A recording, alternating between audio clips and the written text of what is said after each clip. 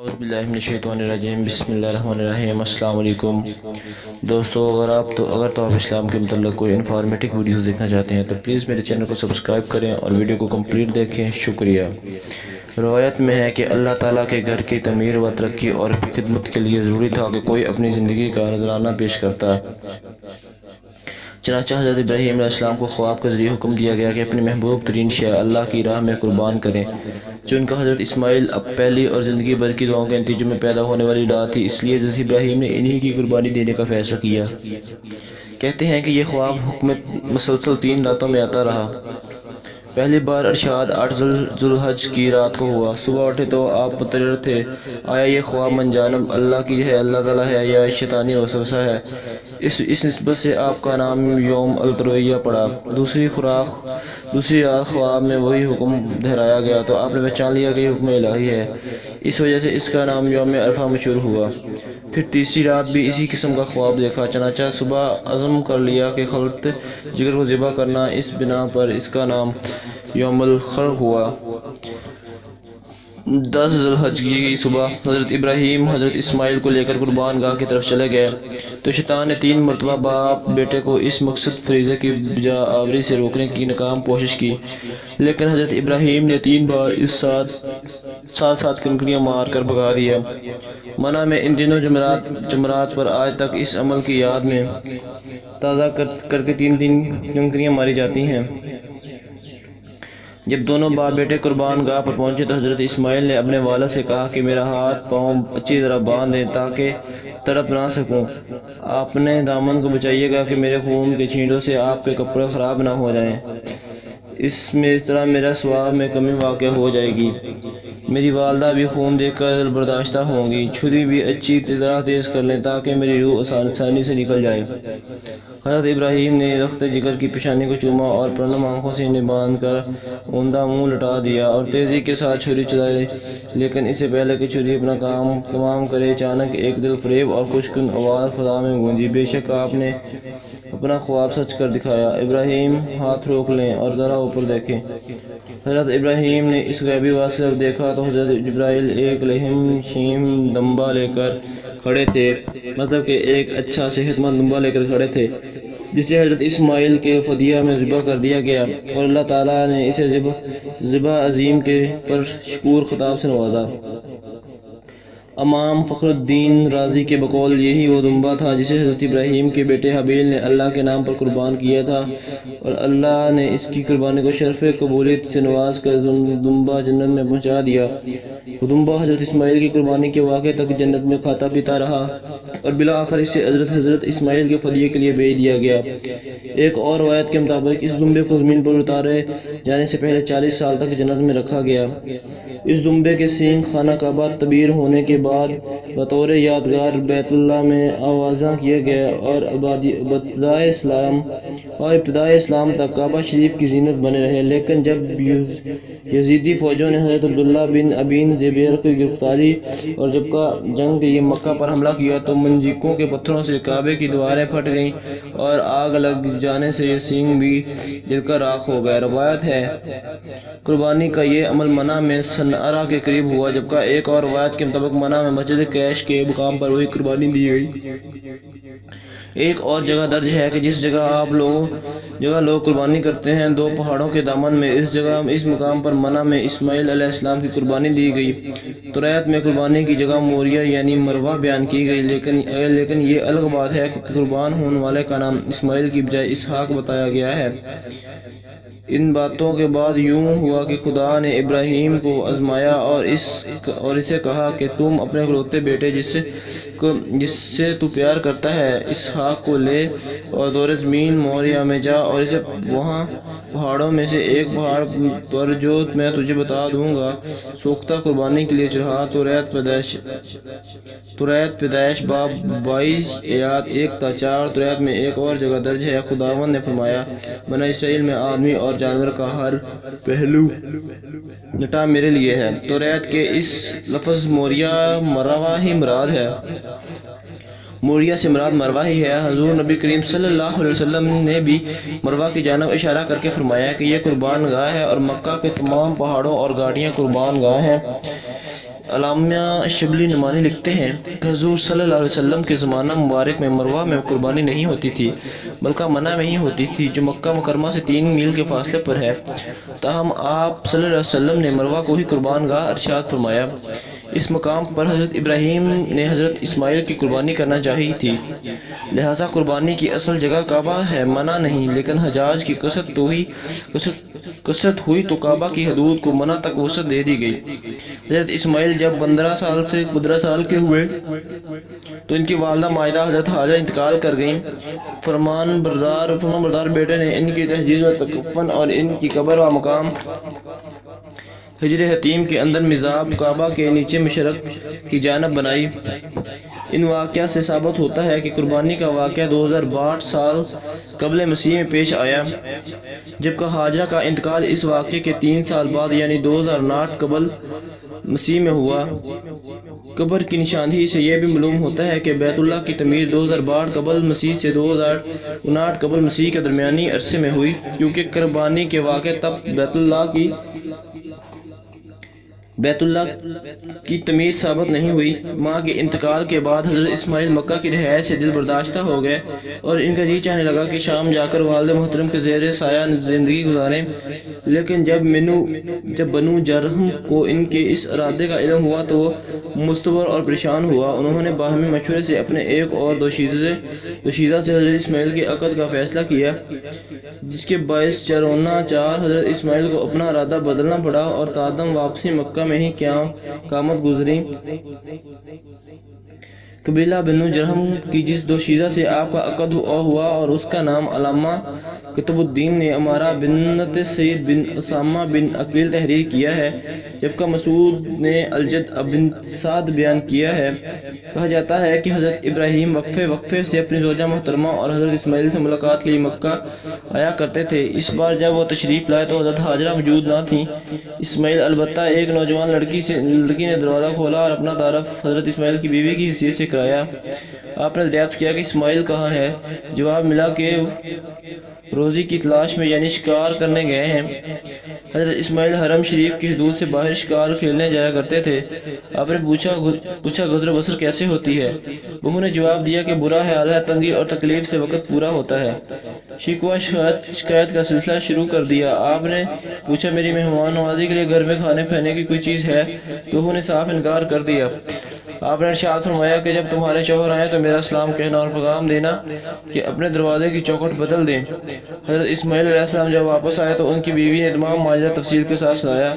آپ نے جواباً کہا کہ آنے والے بزرگ میرے والد تھے اور جس چوکھٹ کی تبدیلی کا حکم وہ دے گئے ہیں اس سے مراد تم ہو۔ تم چونکہ ناشکری کا اظہار کیا، اس لیے میں تمہیں طلاق دے کر گھر سے رخصت کرتا ہوں۔ عمارہ کی علیحدگی کے بعد حضرت اسماعیل اس قبیلے کی ایک دوسری عورت سیدہ بنت مزاز بن عمرو جرمی سے نکاح کر لیا۔ کچھ عرصے کے بعد حضرت ابراہیم علیہ السلام بارگاہ الہی سے جاس کے بعد دوبارہ بیٹے کی ملاقات کے لیے آئے، لیکن حسن اتفاق سے حضرت اسماعیل اس بار بھی گھر میں موجود نہیں تھے۔ ان کی اہلیہ نے بتایا کہ وہ روزی کی تلاش میں گئے ہیں اور ابھی آیا ہی چاہتے ہیں۔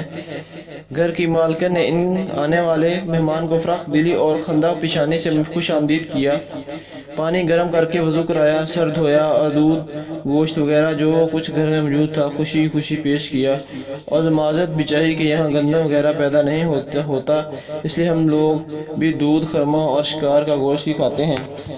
حضرت ابراہیم بہت خوش ہوئے۔ آپ نے پوچھا گزروکات کیسی ہے؟ بہو نے جواب دیا کہ اللہ کا بے حد شکر ہے، ہم راحت و آرام سے ہیں۔ اللہ نے رزق روزی میں فراوانی اور کشادگی مرحمت فرما رکھی ہے، ہر لحاظ سے اطمینان ہے۔ آپ نے دریافت کیا کہ تمہاری خوراک کیا ہے؟ جواب ملا گوشت۔ پھر پوچھا پینے کو کیا ملتا ہے؟ بہو نے بتایا زمزم کا پانی جو آپ کوثر کو ہم سر ہے۔ آپ نے خیر و برکت کی عادی کے پروردگار عالم ان کے گوشت اور پانی کو اپنی برکتوں سے معمور فرما۔ حضرت حضور نبی کریم صلی اللہ علیہ وسلم نے ارشاد فرمایا کہ اپنے پاس کوئی اناج بھی موجود ہوتا تو ابراہیم علیہ السلام انہیں اناج میں برکت کی دعا سے ضرور نواز دے۔ یہ آپ کی دعا کا ہی کرشمہ ہے کہ مکہ کے باشندے گوشت اور پانی بڑی عمدگی سے گزارا کرتے ہیں، جبکہ دوسرے لوگ فقط گوشت اور پانی پر گزارا نہیں کر سکتے۔ حضرت ابراہیم علیہ السلام نے بہو سے کہا کہ جب تمہارے شوہر گھر لوٹیں تو انہیں میرا سلام کہنا اور پیغام دینا کہ اپنی چوکھٹ قائم اور آباد رکھیں اور اسے تبدیل نہ کریں۔ ایک روایت کے مطابق بہو نے اپنے سسر کو پیش کش کی کہ آپ کے سر کے بال گرد و آلود اور پرا گندے ہیں، انہیں دھو کر صاف کر دیتی ہوں۔ لیکن حضرت ابراہیم جو براق پر سوار تھے نے جواب دیا کہ مجھے نیچے اترنے کی اجازت نہیں۔ چنانچہ بہو نے ایک پتھر پیش کیا کہ اس پر پاؤں رکھ کر سر ایک طرف جھکائیں۔ چنانچہ آپ نے دایاں پاؤں مبارک ایک پتھر پر رکھا، تب بہو نے دائیں جانب کے بال دھوئے، پھر پتھر دوسری جانب رکھا، آپ نے بایاں پاؤں پتھر پر رکھا اور بہو نے سر کی دوسری جانب دھوئی، پھر پتھر جہاں حضرت ابراہیم نے پاؤں رکھے ٹخنے تھے اس میں گڑ گئے، پتھر میں گہرے نشانات پڑ گئے۔ بعد میں یہی مقام ابراہیم نشان کی نوازا گیا۔ حضرت اسماعیل علیہ السلام جب گھر لوٹے تو گھر میں موجود ایک نفیس مہک سے ہی انہیں پتہ چل گیا کہ والد گرامی تشریف لائے تھے۔ بیوی نے تفصیل سے سارا واقعہ سنایا۔ حضرت اسماعیل نے وہ پتھر محفوظ کر لیا اور پھر اسے تعمیر کعبہ کے وقت اپنے والد کی خدمت میں پیش کر دیا۔ لیکن اس پتھر اور پیروں کے نشان کے بارے میں جو قول زیادہ مشہور ہوا وہ یہ ہے کہ تعمیر کعبہ کے وقت حضرت ابراہیم کے پیروں کے نشان اس پتھر پر ثبت ہوئے تھے، کیونکہ اگر یہ تسلیم کر لیا جائے کہ بہو سر دھلاتے وقت یہ نشان پڑے تھے تو ثابت ہوتا ہے کہ اس وقت تک کعبہ تعمیر نہیں ہوا تھا، جبکہ پہلی بیوی کے بیان میں یہ صحت موجود ہے کہ حضرت اسماعیل حرم کعبہ کی حدود سے باہر شکار کے لیے جایا کرتے تھے۔ چنانچہ اگر دوسری بیوی کے زمانے تک کعبہ موجود نہیں تھا تو پھر اس کی حدود کا تعین کیوں کر کیا جا سکتا تھا؟ اور پھر کعبے کے چھتے حصے کو حتیم کا نام دیا گیا، جہاں صرف حاجہ کی قبر بنی۔ اس سے صاف ظاہر ہوتا ہے کہ حضرت اسماعیل کی دونوں شادیوں سے پہلے کعبہ تعمیر ہو چکا تھا۔ ایک دوسری روایت میں حضرت اسماعیل کی دوسری بیوی کا نام سامہ بنت محمل بن سعد بن او بن ہینی بن نبیت بیان کیا گیا، لیکن پہلی روایت کو زیادہ مستند ہونے کا درجہ حاصل ہے۔ آپ کے بڑے بیٹے جبکہ ایک بیٹی تھی، آپ کے 12 بیٹے جبکہ ایک بیٹی تھی۔ بعض مورخین کے مطابق تمام اولادیں سید بنت مزاح سے ہوئیں، جبکہ کچھ بقول نابت، قیادر، واصل، سیاس، عزت، تیار اور یتور اور نبش سیدہ بنت مزامین کے بطن سے اور باقی مارا سے پیدا ہوئیں۔ آپ کے 12 بیٹے عرب کے 12 قبائل کے مورث، اعلیٰ اور سردار ہوئے۔ آپ کی ایک بیٹی بھی تھی جس کا نام بشامہ یا ملات بیان کیا گیا، ان کی شادی اپنے چچا حضرت اسحاق کے بیٹے اسوا دوم سے ہوئی۔ بعض تواریخ میں آپ کے بیٹوں کے نام نبیوت، قیادار، ادب، عیل، مبشام، مسمہ، رومہ، مسا، حدور، تیمہ، جتور، نفیس اور قدمہ بیان کیے گئے ہیں۔ آپ نے 137 سال کی عمر پائی اور 1937 قبل مسیح میں اس دار فانی کو الوداع کیا۔ آپ کی قبر اپنے والدہ کی قبر کے قریب حتیم میں ہی بنائی گئی۔ آپ کی پدری زبان ارامی عربی، مادری زبان قطبی اور سسرالی زبان عربی تھی۔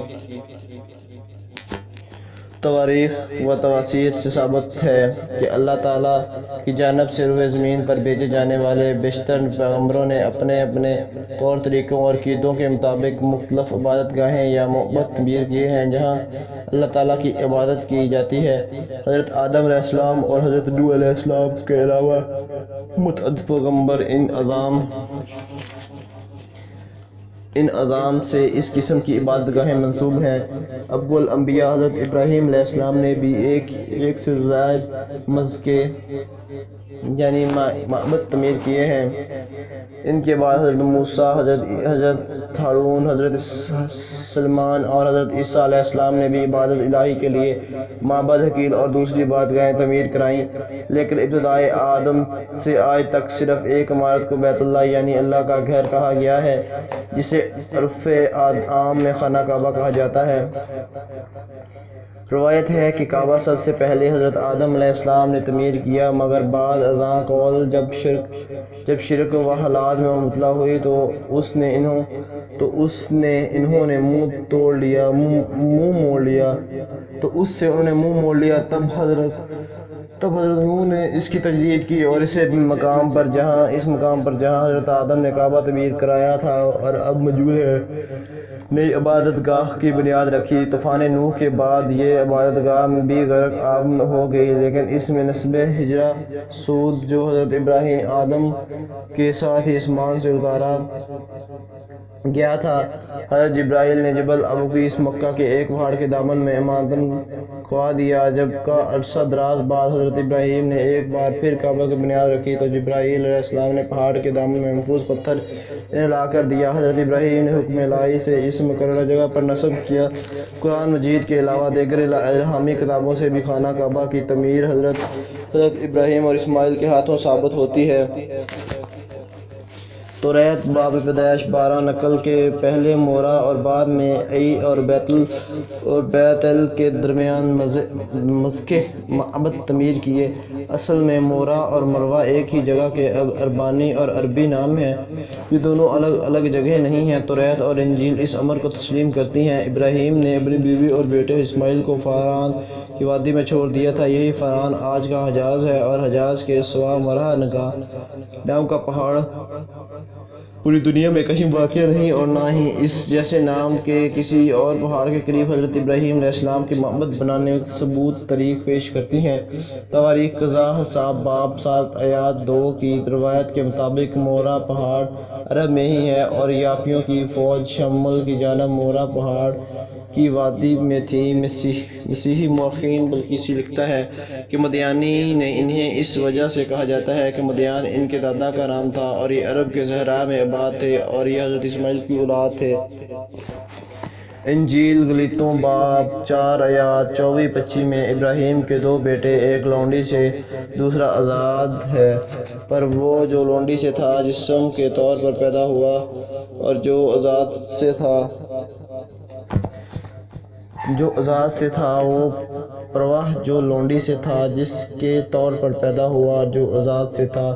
سو وعدے کے طور پر یہ بات تمثیلی بھی مانی جاتی ہے، اس لیے کہ یہ عورتیں 2 عہد ہیں، ایک تو سینہ پہاڑ سے ہوا اور وہ نرے غلام جنتی ہے۔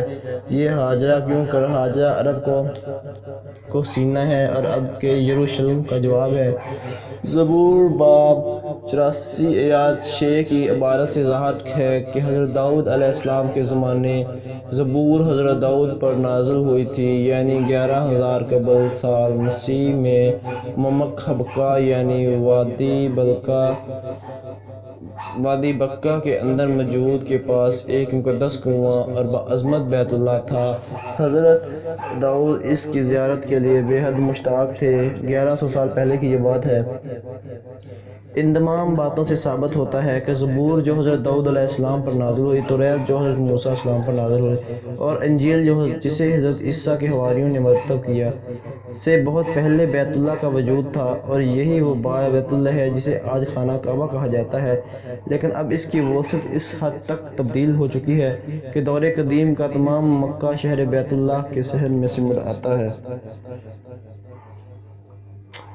بیت اللہ یا خانہ کعبہ در حقیقت اس چھوٹی سی عمارت کا نام ہے جو مسجد الحرام کے وسط میں واقع ہے۔ یہ خاص قطری رنگ کے پتھروں سے تعمیر ہوتی ہے جو قریب کے پہاڑ سے نکالے گئے تھے۔ اس کی کرسی 1 فٹ تک سنگ مرمر کی ہے، جبکہ کونا رکن کہلاتے ہیں۔ ایک رکن عراقی ہے، دوسرا رکن شامی، تیسرا رکن اسود اور چوتھا رکن یمانی کہلاتا ہے۔ ہجرہ سود یا سنگ اسود جس کے بارے میں کہا جاتا ہے کہ یہ جنت کا پتھر ہے، تیسرے رکن یعنی اسود کے قریب نسب ہے اور اسے مناسب سے ہجرہ سود کہا جاتا ہے۔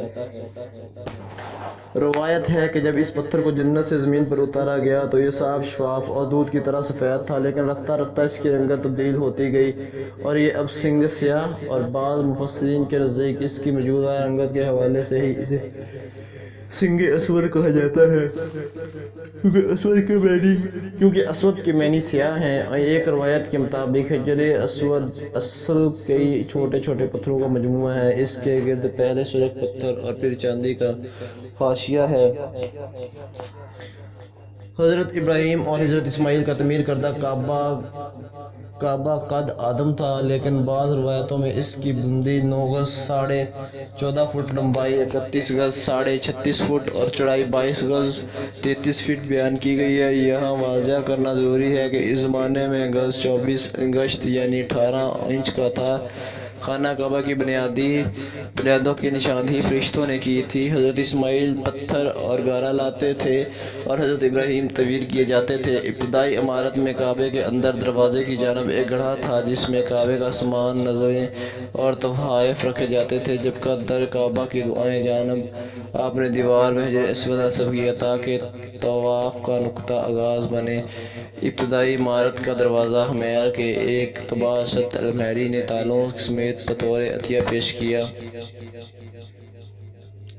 बाद में सैलाबों के बाइस काबा कई बार गिरा और बना। 1852 में काबा की बुलंदी 27 फुट 4.5 इंच थी, जबकि काबे का मौजूदा तूल शमालन जनूबन 36 फुट, अर्ज़ 33 फुट और ऊंचाई 45 फुट है।